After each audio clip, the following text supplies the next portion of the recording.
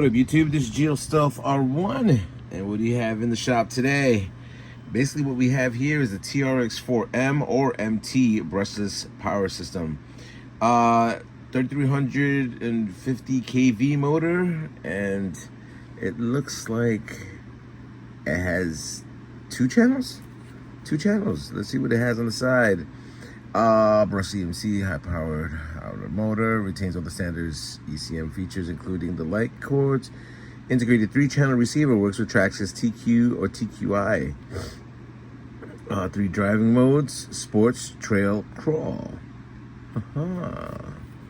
Alrighty, here's where we go. We're gonna be installing this into my TRX4MT F-150, or what we call it, Bigfoot. Let's crack this thing open and see what we have.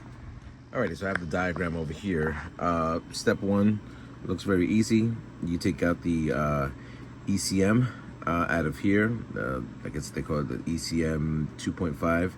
And then you install the new ECM over there. Disconnect the transmission and the motor right there. And then here's what you're going to be doing with the transmission right here. Since you are going to be installing the brushless system over there, it's going to give you all the screws that you need to disconnect and reconnect. And then you place it in here, and then everything is cool, easy peasy. So let me give you just a quick reference on what the hell these guys look like. And if you have this over here, you're going to understand then how small this motor is. This is very interesting. This is really, really small, but it should be awesome. Where's the TRAXXAS logo? Somewhere around here. Here we go, TRAXXAS. There we go. Alrighty, let's start disassembling a few things.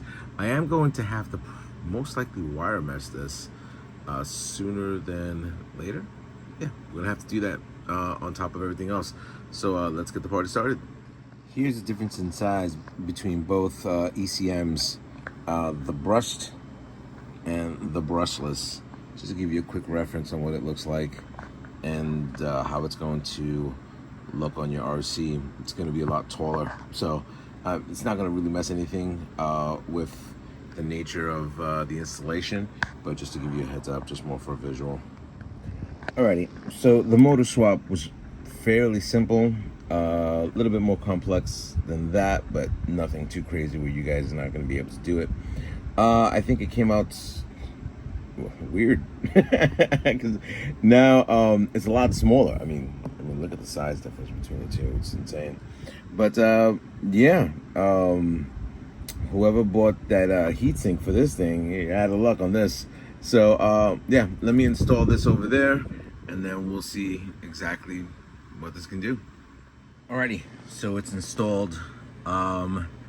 Ended up throwing a little bit of white wire mesh on this. You do have to bind the TQ controller. You could put a TQI, but you do have to bind this for it to find it. It's going to be right here. Before you turn it on, you press and hold the set button. The set button starts flashing red. Same thing with this. You hold on the set button, then you plug it in, let go, and eventually it finds itself and it's all good. So let's look at how it goes. Let's go into the crawl. Just a little bit. Okay. Let's give it full throttle. Oh yeah. Definitely much more power. You can see this thing moving around. That's pretty cool. Cool. I'm impressed. I'm impressed because I wanted this, and the fact that TRAXXAS came out with it, I didn't have to go with the other companies, which I'm going to try the other companies as well, but we'll see what comes across with this one. I'm going to test this out outside. I'm very excited. Anyway, if you like this video, definitely leave me a thumbs up. Oh, just to give you a heads up, this is only with the, I guess, aftermarket shock towers. Over here, you'll notice that there's a line right here, but no line over there. I had to X-Acto knife a piece of the ECM off for it to fit in there. Just to give you a heads up, I don't know if the other companies are doing that, but that's what I had to deal with. I used an X-Acto knife, just shaved off a little bit, not even noticeable. But anyway, rate, comment, subscribe to my fellas up on YouTube. Later.